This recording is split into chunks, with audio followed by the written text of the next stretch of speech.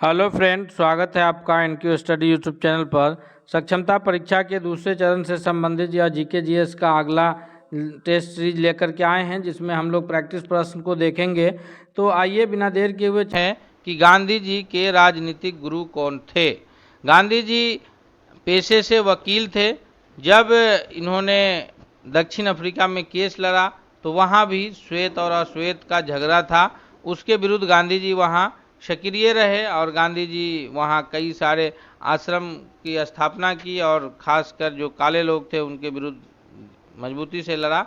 लेकिन जब गांधी जी 1915 ईस्वी में भारत आते हैं तो यहाँ जो अंग्रेजों का शासन चल रहा था उसके विरुद्ध गांधी जी यहाँ के माहौल को समझते हैं और माहौल को समझने के लिए उनके राजनीतिक गुरु उन्हें हेल्प करते हैं और वो अपने राजनीतिक गुरु के रूप में मानते हैं गोपाल कृष्ण गोखले को।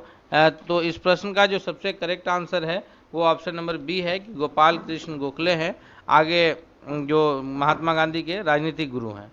अगले सवाल की ओर बढ़ते हैं। दूसरा नंबर क्वेश्चन है हमारे स्क्रीन पर कि गांधी जी अफ्रीका से भारत कब लौटे थे। इसका सबसे सही उत्तर क्या होगा? 9 जनवरी 1915 को लौटे हैं या फिर 9 फरवरी 1915 को या 9 मार्च 1915 को या फिर 9 अप्रैल 1915 को। तो इस प्रश्न का जो सबसे करेक्ट आंसर होगा कि गांधी जी जब केस लड़के वापस दक्षिण अफ्रीका से भारत आए हैं वह 9 जनवरी 1915 को आए हैं, यानी ऑप्शन नंबर ए जो है वो सबसे करेक्ट आंसर के रूप में होगा। अब हम लोग बढ़ेंगे अगले क्वेश्चन की ओर। अगला प्रश्न हमारे स्क्रीन पर है कि आधुनिक भारत का इतिहास में जो ये प्रश्न है, निम्नलिखित में से कौन गांधी जी के दक्षिण अफ्रीका से संबंधित नहीं है। दक्षिण अफ्रीका में हमने पहले ही कहा है कि गांधी जी ने कई आश्रम की स्थापना किए हैं। तो वहाँ उन्होंने नटाल इंडिया कांग्रेस की स्थापना, फिर उसके बाद जो है इंडियन ओपिनियन है, फिनिक्स आश्रम है और साबरमती आश्रम है। तो दक्षिण अफ्रीका में गांधी जी के जो ये है संबंधित है वो नटाल इंडिया कांग्रेस भी दक्षिण अफ्रीका से संबंधित है। उसके बाद जो है इंडियन ओपिनियन भी वहाँ से संबंधित है, फिनिक्स आश्रम भी संबंधित है। लेकिन साबरमती आश्रम जो है गांधी जी जब भारत आते हैं तो यहाँ गुजरात में उन्होंने साबरमती आश्रम की स्थापना की, यानी जो सही उत्तर होगा वो ऑप्शन नंबर डी होगा। दोस्तों, अगर आप चैनल पर नए हैं, अब तक चैनल को सब्सक्राइब नहीं किया है तो आप चैनल को जरूर सब्सक्राइब कीजिए और बेल आइकन को दबा लीजिए ताकि जो भी वीडियो आए आप तक सबसे पहले पहुंचे, और अपने दोस्तों के बीच भी इसे शेयर कीजिए। अगला क्वेश्चन है कि गांधी जी को सर्वप्रथम किसने महात्मा कहा था? गोपाल कृष्ण गोखले ने, सरदार पटेल ने, रविंद्रनाथ टैगोर ने या फिर एनी बेसेंट ने। तो याद रखिएगा इस प्रश्न का जो सबसे चौथा नंबर क्वेश्चन का करेक्ट आंसर होगा कि गांधी जी को जो अपना राजनीतिक गुरु मानते हैं, गांधी जी जिन्हें अपना राजनीतिक गुरु मानते हैं वह है गोपाल कृष्ण गोखले। उसके बाद जो है जो गांधी जी को महात्मा कहा है सबसे पहले वो हैं रविंद्रनाथ टैगोर, जिनका संबंध जो है बंगाल से है और इन्होंने दो राष्ट्रों के लिए जो है राष्ट्रगान लिखा है। एक भारत के लिए हमारा जनगण मन जो है वो रविंद्रनाथ टैगोर ने ही लिखा है, और बंगाल विभाजन के समय जो रविंद्रनाथ टैगोर ने लिखा था आमार सोनार बंगला, जो आज के डेट में बांग्लादेश का राष्ट्रगान है, वो भी रविंद्रनाथ टैगोर ने ही लिखा है। महात्मा गांधी को सबसे पहले उन्होंने ही महात्मा कहा था, और तो इसका सबसे सही उत्तर ऑप्शन नंबर सी है। अगले क्वेश्चन की ओर बढ़ते हैं हम लोग। अगला क्वेश्चन है कि निम्नलिखित में से कौन सा संघर्ष गांधी जी से संबंधित है? ये चंपारण सत्याग्रह या अहमदाबाद का मील मजदूर और खेड़ा सत्याग्रह। तो अगर हम लोग ध्यान से देखें तो इसका जो सबसे करेक्ट आंसर होगा, तो निम्नलिखित में से कौन सा संघर्ष गांधी जी से संबंधित है? तो ये सभी के सभी संघर्ष जो है गांधी जी से संबंधित ही संघर्ष है। यानी गांधी जी जब भारत लौटे हैं तो सबसे पहले जो है उन्होंने चंपारण सत्याग्रह 1917 में, उसके बाद जो है अहमदाबाद के मील मजदूर का सत्याग्रह है, फिर खेड़ा सत्याग्रह है। तो ये तीनों सत्याग्रह जो है वो गांधी जी से संबंधित है। तो ऑप्शन इनमें से कोई नहीं ना होकर के इनमें से सभी ऑप्शन होगा, यानी ऑप्शन नंबर डी जो है इनमें से सभी, ये सबसे करेक्ट आंसर होगा कि ये सभी जो है वो गांधी जी के ये से संबंधित है, गांधी जी से संबंधित है। अगले क्वेश्चन की ओर बढ़ते हैं हम लोग। अगला प्रश्न है कि किसके कहने पर गांधी जी चंपारण आए थे? 1917 में जब चंपारण गांधी जी आए थे और ये जो है पहला गांधी जी का, समझिए तो गांधी जी का पहला सत्याग्रह है, चंपारण सत्याग्रह। गांधी जी जब भारत लौटे हैं 1915 में, तो उसके बाद गांधी जी जो है अलग अलग कांग्रेस के 1916 के अधिवेशन में हिस्सा लिए और फिर अलग अलग जगहों पर गांधी जी स्थिति को समझ रहे थे। तो उसी बीच जो 1916 में कांग्रेस का अधिवेशन हुआ है, कल ये लखनऊ का एक बहुत फेमस अधिवेशन है, क्योंकि उसी अधिवेशन में जो है 1916 का जो लखनऊ अधिवेशन है उसमें गांधी जो मुस्लिम लीग और कांग्रेस के बीच संबंध अच्छे हुए थे तथा कांग्रेस के नरम और गरम दल एक हुए थे 1916 के लखनऊ अधिवेशन में।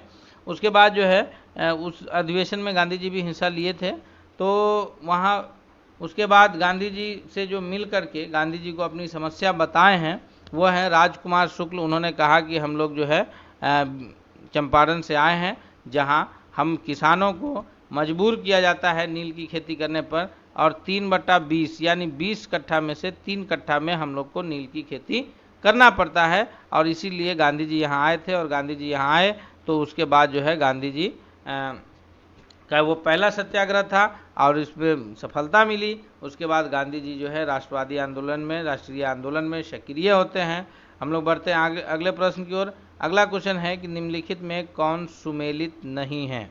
चंपारण सत्याग्रह 1917 में, उसके बाद खेरा सत्याग्रह 1918 में, रॉलेट एक्ट जिसको जो है Rowlatt act no appeal no दलील वाला जो कानून है 1920 ईस्वी में। तो याद कीजिए कि 1917 में जो है चंपारण सत्याग्रह होगा, गांधी जी का यह पहला सत्याग्रह था। उसके बाद है खेरा सत्याग्रह 1918 में, जो कि करेक्ट आंसर है। उसके बाद है रॉलेट एक्ट, जो कि 1920 नहीं बल्कि 1919 में आया है, और इसी के विरुद्ध जो है यह काला कानून, इसी के विरुद्ध जलियांवाला बाग में लोग सभा कर रहे थे, जिस पर जनरल ओ डायर की सेना ने गोली चला करके निहत्थे लोगों को पर जान ले लिया था, हजारों लोग उसमें मारे गए थे। तो ये जो है गांधी जी यानी सुमेलित जो नहीं है वो ऑप्शन नंबर सी है कि रॉलेट एक्ट जो है यह सुमेलित नहीं है। अगले प्रश्न की ओर बढ़ते हैं। अगला प्रश्न है कि ऐसा कानून जिसके तहत बिना चाहे जिसे चाहे बिना मुकदमा चलाए जेल में डाल दे और उसे किस नाम से जाना जाता है, यानी कौन सा कानून था जिसके तहत बिना मुकदमा चलाए जो है भारतीयों को जेल में डाला जाता था और जब चाहे जो है उसको जेल में डाल दिया जाता था। नो अपील नो दलील नो वकील जो है इसमें कहलाता था। तो ये आर्म्स एक्ट है, रॉलेट एक्ट है, या दोनों हैं A+B या इनमें से कोई नहीं। तो हम सभी जानते हैं कि यह रॉलेट एक्ट था, जो कि 1919 में आया था रॉलेट एक्ट, और इसी के तहत जो है नो अपील नो दलील नो वकील बिना चाहे किसी को भी मुकदमा चलाए जेल में डाल दिया जाता था। यह रॉलेट एक्ट था। अगले क्वेश्चन की ओर बढ़ते हैं हम लोग कि जलियांवाला बाग हत्याकांड कब हुआ था? यह 13 जनवरी 1919 है, 13 मार्च 1919 है, 13 अप्रैल 1919 है, या 13 मई 1919 है। तो जलियांवाला बाग हत्याकांड जो हुआ था यह बैसाखी का दिन था। जो त्यौहार है बैसाखी का त्यौहार पंजाब हरियाणा के क्षेत्र में किसानों के द्वारा मनाया जाता है। यह फसलों का त्यौहार है। जैसे केरल में ओनम, तमिलनाडु में पोंगल, असम में बिहू त्यौहार मनाया जाता है, उसी प्रकार से यह कृषि का त्यौहार पंजाब में और हरियाणा क्षेत्र में बैसाखी का मनाया जाता है। तो यह 13 अप्रैल का दिन था और 13 अप्रैल 1919 को डॉक्टर सैफुद्दीन किचलू और डॉक्टर सत्यपाल की गिरफ्तारी हो गई थी और उन्हीं के लिए जो है जलियांवाला बाग में, जो कि अमृतसर में स्थित है, एक शांतिपूर्ण सभाएं चल रही थी और उस सभा पर जनरल ओ डायर जो है सेना के साथ पहुंच गए और उन निहत्थे लोगों पर उन्होंने लगातार जो है गोलियां चलाई, जिसमें हजारों लोग मर गए। उसमें एक कुआं है, जब आप जाएंगे जलियांवाला बाग देखने तो उसी के बीच में कुआं है। बहुत सारे लोग अपनी गोली से मरने के बजाय कुआं में कूद करके जान दे देते हैं। तो इस प्रकार जो है सबसे बड़ा नरसंहार कहिए उस वक्त का ये जलियांवाला बाग था और इसकी जांच करने के लिए जो है अंग्रेज सरकार ने हंटर कमीशन जो है नियुक्त किया था और उसने जनरल ओ डायर को ही सही ठहरा दिया था। तो उन्होंने कहा कि जनरल ओ डायर ने गोली ही नहीं चलाया है। तो अब ये उस वक्त अंग्रेजों की हुकूमत थी, तो वो जैसे चाहते थे करते थे।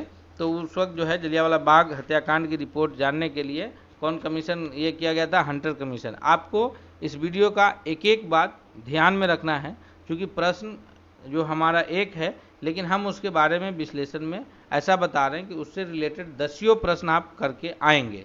जैसे जलियांवाला बाग की अगर बात करें तो जलियांवाला बाग में जो सभा चल रही थी किनके लिए, तो डॉक्टर सैफुद्दीन और सैफुद्दीन किचलू और डॉक्टर सत्यपाल के लिए। कब हो रहा था, तो बैसाख का दिन था, बैसाखी पूर्णिमा का जो बैसाखी त्यौहार है उसका दिन था। दूसरी बात की जलियांवाला बाग हत्याकांड में किसने गोली चलवाया था, तो जनरल ओ डायर ने। जलियांवाला बाग हत्याकांड में जब हुआ तो उसके विरुद्ध कौन सा कमीशन गठित किया गया था, तो हंटर कमीशन। इस प्रकार हर एक प्रश्न में विश्लेषण से बहुत सारे प्रश्न निकलेंगे, आप उसे ध्यान में जरूर रखिएगा। अगला क्वेश्चन है कि जलियांवाला बाग में किसके गिरफ्तारी के विरुद्ध सभा चल रही थी, तो इसको पीछे हम लोग चर्चा किए हैं, तो यहाँ अब चर्चा करने की आवश्यकता नहीं है कि जलियांवाला बाग में जो गिरफ्तारी के विरुद्ध सभा चल रही थी वो डॉक्टर सत्यपाल और डॉक्टर सैफुद्दीन किचलू, यानी ऑप्शन नंबर सी जो है वो करेक्ट आंसर हो जाएगा कि दोनों की गिरफ्तारी के विरुद्ध सभाएं चल रही थी। अगले प्रश्न की ओर बढ़ते हैं। जलियांवाला बाग हत्याकांड की जांच हेतु सरकार ने किस कमेटी का गठन किया था, हंटर आयोग, बलवंत राय समिति, अस्थाई समिति। तो अभी पीछे इस पर भी हम लोग चर्चा किए हैं जब हम लोग 9वां नंबर क्वेश्चन कर रहे थे कि जलियांवाला बाग हत्याकांड की जांच हेतु सरकार ने जो कमेटी गठित किया था उसका नाम था हंटर आयोग, यानी ऑप्शन नंबर ए जो है वो सबसे करेक्ट आंसर है। अगले क्वेश्चन की ओर बढ़ेंगे कि असहयोग आंदोलन कब शुरू हुआ। तो जलियांवाला बाग हत्याकांड जो हुआ तो उसके विरुद्ध लोग जो है इतने ये हो गए थे कि एक समझिए तो बहुत बड़ा आंदोलन उसके विरुद्ध जो है शुरू हुआ। उसको असहयोग आंदोलन के नाम से भी जाना जाता है। जलियांवाला बाग हत्याकांड जब हुआ तो उसमें जो है लोग इतने तकलीफ दे था, इतने लोग मारे गए थे, इतना बड़ा जनसंहार था, नरसंहार था वो, कि उसके विरुद्ध जो है ये रविंद्रनाथ टैगोर ने उनको सर नाइट की उपाधि दी गई थी, उन्होंने वो लौटा दिए और पूरे देश स्तर पर जो है एक आंदोलन छिड़ा, उसको असहयोग आंदोलन, नॉन कोऑपरेशन मूवमेंट के नाम से जाना जाता है। और उसी वक्त असहयोग आंदोलन जब चल रहा था उसी वक्त भारत में जो एक और आंदोलन सक्रिय था वो था खिलाफत आंदोलन। और खिलाफत आंदोलन और असहयोग आंदोलन में आपस में बैठ करके ये किए थे ताकि उससे हिंदू मुस्लिम एकता को भी बढ़ावा मिला था और ये एक आंदोलन जो है ये रूप लिया। लेकिन आगे चल के गांधी जी फिर असहयोग आंदोलन वापस ले लेते हैं। हम सारी बातें डिटेल्स में आपको बताएंगे, इस वीडियो में आप अंत तक बने रहिएगा। असहयोग आंदोलन जो शुरू हुआ है 12वां का जो सबसे करेक्ट आंसर है वो ऑप्शन नंबर सी है कि वो 1 अगस्त 1920 से असहयोग आंदोलन की शुरुआत होता है। ऑप्शन नंबर सी जो है सबसे करेक्ट आंसर है। 13वां नंबर प्रश्न है कि कांग्रेस के किस अधिवेशन में असहयोग आंदोलन का प्रस्ताव पारित हुआ, कलकत्ता विशेष अधिवेशन 1920 में, नागपुर विशेष अधिवेशन 1920 में, या फिर अमृतसर अधिवेशन 1919 में, या इनमें से कोई नहीं। तो 13वां का जो सबसे करेक्ट आंसर है वो ऑप्शन नंबर सी है।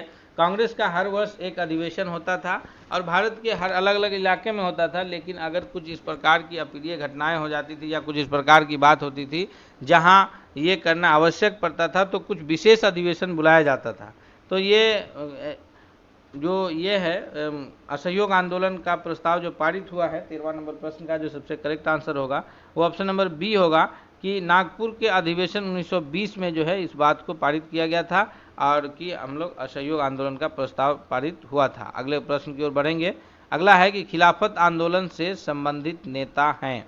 खिलाफत आंदोलन जो है चल रहा था कि तुर्की में जो खलीफा का पद को समाप्त कर दिया गया था उसके विरुद्ध यहाँ भारत में लोग जो है ये कर रहे थे, भारतीय मुसलमान खास करके खिलाफत आंदोलन के विरुद्ध जो है खिलाफत उस फैसले के विरुद्ध अंग्रेजों के यहाँ खिलाफत आंदोलन चला रहे थे। तो उनके नेता कौन थे, उनके नेता थे संबंधित नेता इसमें से नहीं है, उसमें शौकत अली है, इनायत अली है और मोहम्मद अली है। तो इसमें जो संबंधित नेता नहीं है या इनमें से कोई नहीं, 14वां नंबर प्रश्न का जो सबसे करेक्ट आंसर होगा कि खिलाफत आंदोलन के जो है संबंधित नेता नहीं है वो इनायत अली नहीं है। आगे भारत में एक और आंदोलन चला है जो पहले ही चला है, इससे इनायत अली और विलायत अली, ये दोनों अली बंधु ही हैं, ये वहाबी आंदोलन के नेता हैं। और शौकत अली और मोहम्मद अली ये खिलाफत आंदोलन के नेता, याद रखेंगे दोनों में अली बंधु ही है। खिलाफत आंदोलन में शौकत अली, मोहम्मद अली, और वहाबी आंदोलन में इनायत अली और विलायत अली, ये दोनों भाई अली बंधु जो है ये खिलाफत आंदोलन में शौकत अली, मोहम्मद अली, और वहाबी आंदोलन में इनायत अली और विलायत अली हैं। तो इसमें जो खिलाफत आंदोलन से संबंधित नेता नहीं है वो इनायत अली नहीं है। अगला क्वेश्चन है कि दिल्ली में खिलाफत आंदोलन का अधिवेशन कब हुआ? 17 अक्टूबर 1919 को, 23 नवंबर 1919 को, 20 जून 1920 को या 30 मार्च 1919 को। 15वां नंबर प्रश्न का जो सबसे करेक्ट आंसर होगा कि दिल्ली में जो खिलाफत आंदोलन का अधिवेशन हुआ था वह हुआ था 23 नवंबर 1919 ईस्वी को, यानी ऑप्शन नंबर सी जो है वो करेक्ट आंसर होगा। और इसकी अध्यक्षता जो किए थे वह किए थे महात्मा गांधी। अगला सवाल है हमारा कि दिल्ली में आयोजित खिलाफत आंदोलन की अधिवेशन की अध्यक्षता किसने किए थे? ये मौलाना आज़ाद, शौकत अली, महात्मा गांधी, मोहम्मद अली। तो शौकत अली और मोहम्मद अली जो है ये दो अली बंधु ये तो प्रमुख नेता हैं इसके खिलाफत आंदोलन के, ये प्रमुख हैं, प्रमुख रूप से जाने जाते हैं शौकत अली और इनायत अली, मोहम्मद अली। और मौलाना आज़ाद जो है उस वक्त ये उतना सक्रिय रूप में आगे आते हैं, जो भारतीय राष्ट्रीय कांग्रेस के सबसे युवा अध्यक्ष के रूप में बनते हैं। लेकिन जो उस आंदोलन की खिलाफत आंदोलन की अधिवेशन की जो अध्यक्षता किए हैं वो किए हैं महात्मा गांधी ने। और इस आंदोलन के फलस्वरूप जो है वो एक हिंदू मुस्लिम एकता को बढ़ावा भी मिला है और इस तरह से और जो असहयोग आंदोलन है वो बहुत मजबूती बना पाया है। अगले प्रश्न की ओर बढ़ते हैं। अगला क्वेश्चन है कि गांधी जी असहयोग आंदोलन के समय कौन सी उपाधि लौटा दी थी? गांधी जी को भी बहुत सारा उपाधि दिया गया था, तो उसमें से गांधी जी ने कौन सी उपाधि लौटा दी थी? केसरे हिंद की उपाधि, जुलू में युद्ध पदक या बोअर पदक या इनमें से सभी।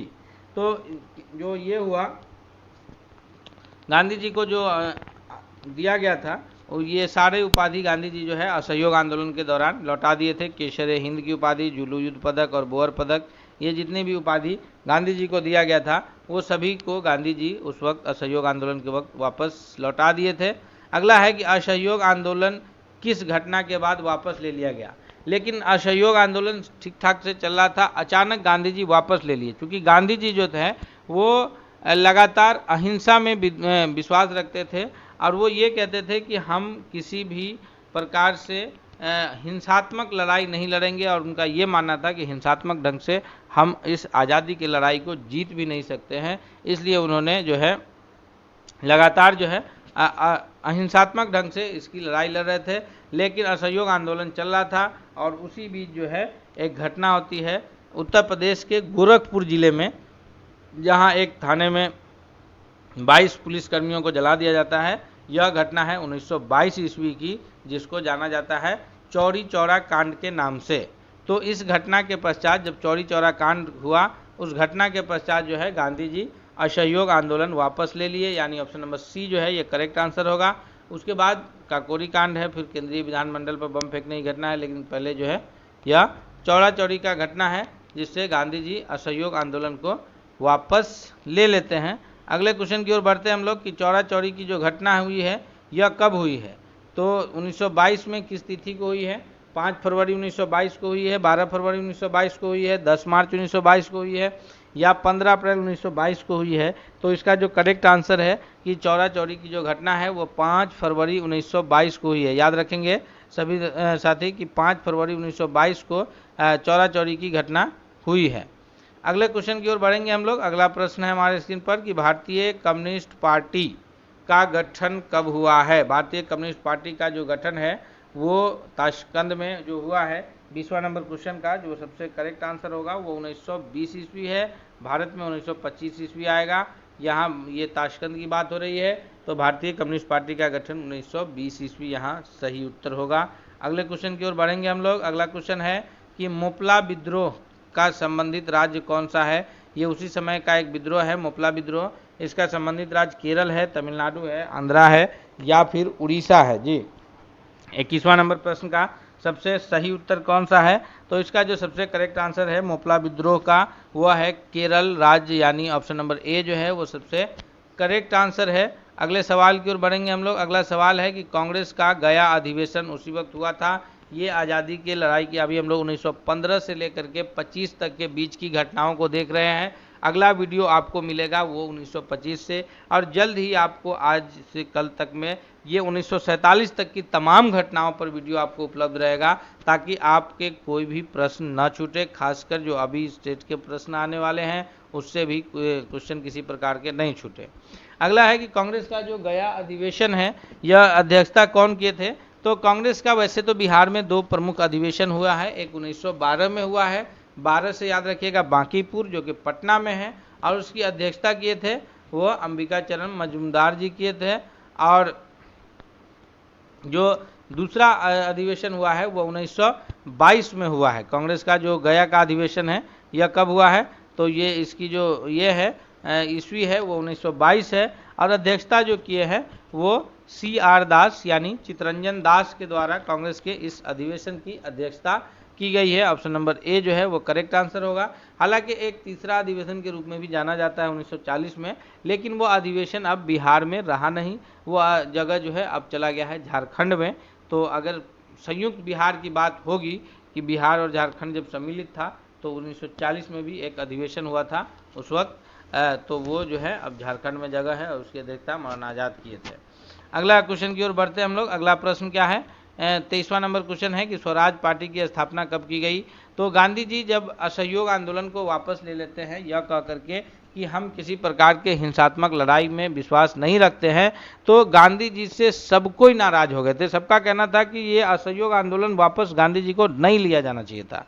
चौरा चौरी कांड एक अलग बात है, लेकिन असहयोग आंदोलन चलते रहना चाहिए था, लेकिन गांधी जी वापस ले लिए थे। तो उससे गांधी जी के, हालांकि ये लोग भी जो है कांग्रेस में ये थे और नरम दल के ही नेता थे, लेकिन फिर भी ये लोग जो है एक अलग पार्टी की स्थापना किए थे, स्वराज पार्टी का, जिसमें मोतीलाल नेहरू और चितरंजन दास मुख्य रूप से मिल करके स्वराज पार्टी की स्थापना किए थे, और वो किए थे 1923 ईस्वी को, यानी ऑप्शन नंबर सी जो है वो करेक्ट आंसर होगा कि 1923 में स्वराज पार्टी की स्थापना की गई थी। अगला है कि प्रिंस ऑफ वेल्स का भारत में आगमन कब होता है?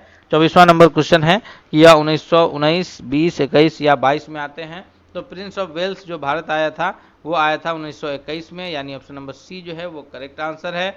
अगले क्वेश्चन की ओर बढ़ते हैं कि स्वराज पार्टी के संस्थापक में शामिल नहीं है।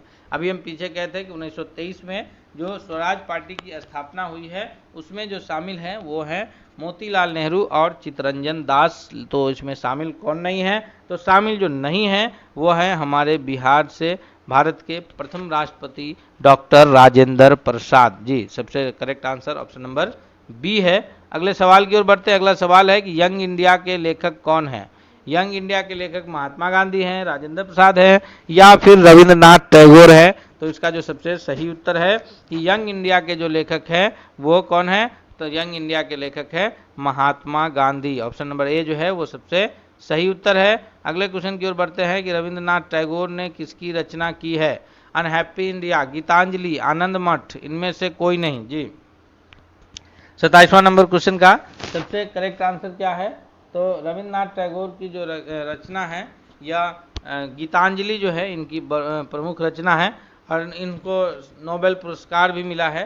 तो इनका जो सबसे करेक्ट आंसर है 27वां नंबर क्वेश्चन का जो सबसे सही उत्तर के रूप में जाना जाएगा वो ऑप्शन नंबर बी है। अगले सवाल की ओर बढ़ते हैं कि काकोरी कांड कब हुआ था? काकोरी कांड हुआ जिसमें ट्रेन में जो है चलती ट्रेन को रोक करके और उसमें से जो भी हथियार थे वो लूटा गया था, जिसमें प्रमुख रूप से राम प्रसाद बिस्मिल और अशफाकुल्ला खां का नाम आता है।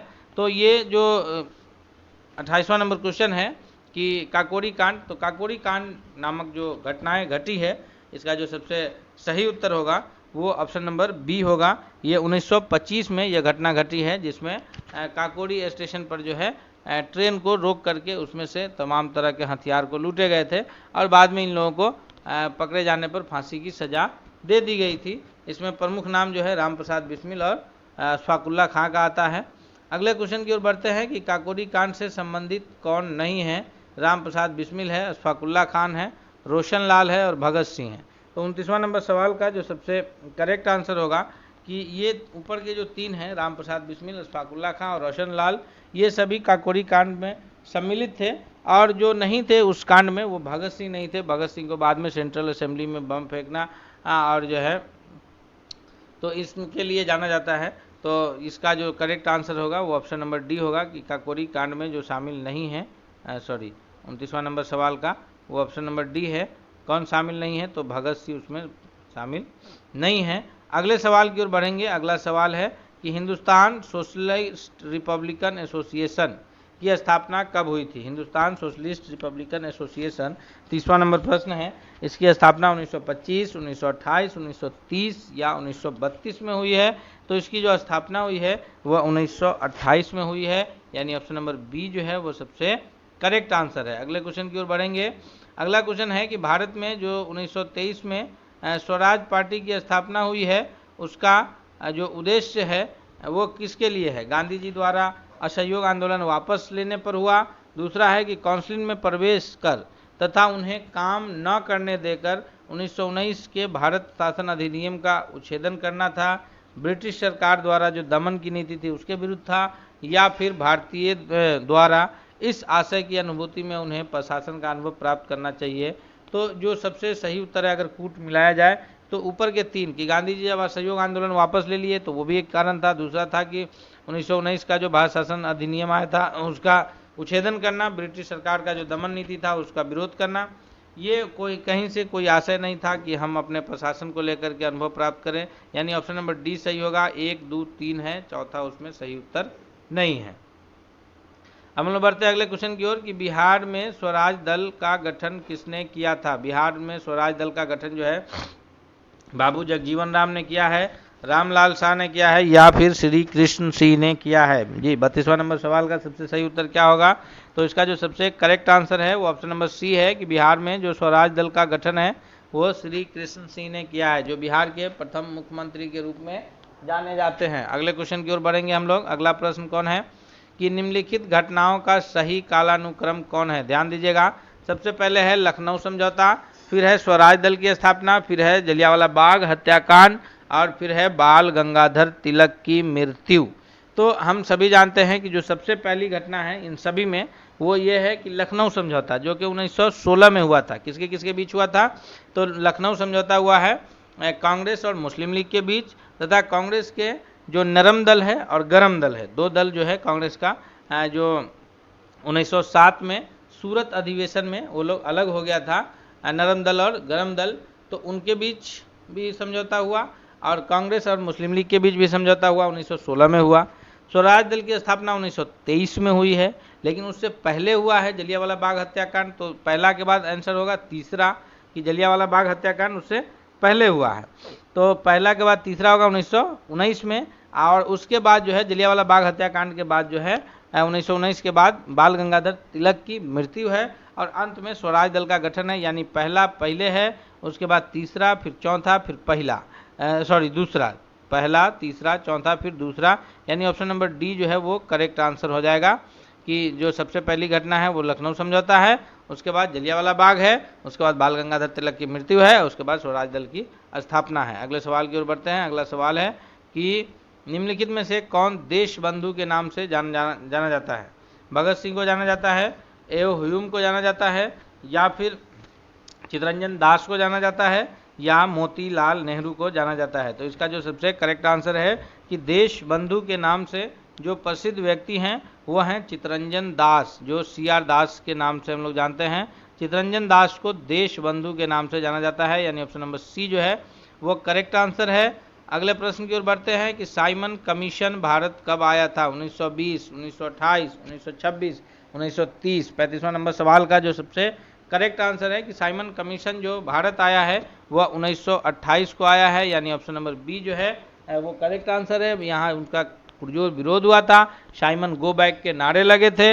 हम लोग जो है ये लगातार प्रश्न का सेट आपके लिए लेकर के आ रहे हैं, तो आपसे गुजारिश है कि आप चैनल पर सब्सक्राइब तथा वीडियो को लाइक जरूर कीजिएगा। अगले सवाल की ओर बढ़ते हैं। अगला सवाल है कि साइमन कमीशन के आने के विरुद्ध भारतीय जन आंदोलन क्यों हुआ? क्योंकि भारतीय 1919 के अधिनियम की कार्यवाही का पुनरीक्षण कभी नहीं चाहते थे। साइमन कमीशन ने प्रांतों में द्वैध शासन की समाप्ति की संतुष्टि की थी। साइमन कमीशन में कोई भी भारतीय सदस्य नहीं था, या साइमन कमीशन ने देश के विभाजन का सुझाव दिया था। तो इसका जो सबसे सही उत्तर है वो ऑप्शन नंबर सी है, कि साइमन कमीशन में एक भी भारतीय सदस्य नहीं था। अगले सवाल की ओर बढ़ेंगे कि 3 फरवरी 1928 को साइमन आयोग के सभी सदस्य पहुंचे थे। कहाँ आया था? मुंबई, चेन्नई, कलकत्ता या दिल्ली? तो 3 फरवरी 1928 को जो साइमन कमीशन का सभी सदस्य भारत पहुंचा था वो पहुंचा था भारत के मुंबई शहर में है, यानी इसका जो सबसे करेक्ट आंसर है वो ऑप्शन नंबर ए होगा कि वह मुंबई आया था। ऑप्शन नंबर ए जो है वो सबसे सही उत्तर है। अगले क्वेश्चन की ओर बढ़ते हैं कि लाला लाजपत राय घायल हुए थे साइमन कमीशन के विरुद्ध लाठीचार्ज में, रॉलेट एक्ट के विरुद्ध लाठीचार्ज में, भारत छोड़ो आंदोलन के समय लाठीचार्ज में, या गवर्नमेंट ऑफ इंडिया एक्ट 1935 के विरुद्ध लाठीचार्ज में। तो 38वां नंबर सवाल का जो सबसे करेक्ट आंसर है कि साइमन कमीशन का जब बहिष्कार चल रहा था और उसके विरुद्ध जो है पुलिस ने जो है कार्रवाई करते हुए लाठीचार्ज किया था, तो उसमें लाला लाजपत राय घायल हुए थे, उनकी मृत्यु तक हो गई थी। और उन्होंने ही कहा था कि हमारे पीठ पर पड़ा लाठी का एक एक डंडा जो है वो बरतानवी सरकार के ताबूत में कील साबित होगा, और जो कि सही भी हुआ। उसके बाद जो है भारत आज़ाद भी हुआ है। तो ऑप्शन नंबर ए जो है वो सबसे करेक्ट आंसर है। अगले सवाल की ओर बढ़ते हैं। 39वां नंबर सवाल है कि पंजाब केसरी की उपाधि किसे दी गई है? रंजीत सिंह को, लाला लाजपत राय को, लाला हरदयाल को, या फिर भगत सिंह को? जी 39वां नंबर सवाल का सबसे करेक्ट आंसर क्या होगा? तो पंजाब केसरी की जो उपाधि दी गई है वो लाला लाजपत राय को दिया गया है, यानी ऑप्शन नंबर बी जो है वो सबसे सही उत्तर है। अगले क्वेश्चन की ओर बढ़ते हैं। अगला क्वेश्चन है कि निम्नलिखित में से 1928 में नेहरू रिपोर्ट के सदस्य के रूप में शामिल है। 1928 में नेहरू रिपोर्ट पेश किए थे। नेहरू रिपोर्ट पेश कौन किए हैं? तो नेहरू रिपोर्ट जो पेश करने का कार्य किए हैं वो किए हैं मोतीलाल नेहरू, और इन्होंने जो है इनके साथ 8 सदस्य और भी थे और उसकी अध्यक्षता मोतीलाल नेहरू ने किए थे। और ये लोग जो है जब अंग्रेजों ने कहा था कि ये लोग आप अपना संविधान नहीं बना सकते हैं, तो इन लोगों ने मिलकर के एक रिपोर्ट पेश किया था जिसको नेहरू रिपोर्ट के नाम से जाना जाता है।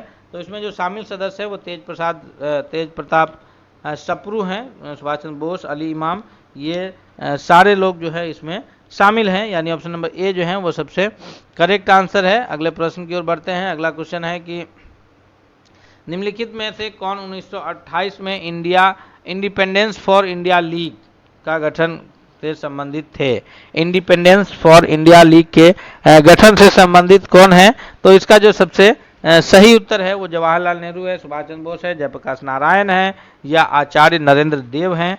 तो इसका जो सबसे करेक्ट आंसर है 41वां नंबर क्वेश्चन का वो ऑप्शन नंबर सी है, यानी जयप्रकाश नारायण जो है इससे संबंधित है। ऑप्शन नंबर सी जो है वो सबसे सही उत्तर के रूप में जाना जाएगा। अगला क्वेश्चन है कि किस केस में भगत सिंह को फांसी की सजा दी गई थी? सैंडर्स की हत्या के केस में, या फिर केंद्रीय विधानमंडल पर बम फेंकने में, या लाहौर षड्यंत्र केस में, या इनमें से सभी? तो 42वां नंबर सवाल का जो सबसे करेक्ट आंसर के रूप में जाना जाएगा।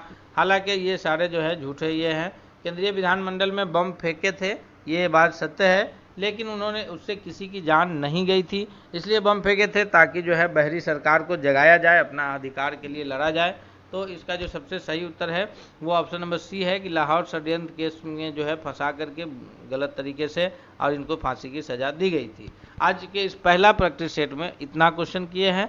अगला सेट आपको बहुत जल्द मिलेगा। आप चैनल पर बने रहिएगा, वीडियो को लाइक और दोस्तों के बीच शेयर कीजिएगा, तथा चैनल पर अगर नए हैं तो सब्सक्राइब करके बेल आइकन को जरूर दबा लीजिएगा। हम मिलेंगे अपने सेट के साथ बहुत जल्द। तब तक के लिए धन्यवाद।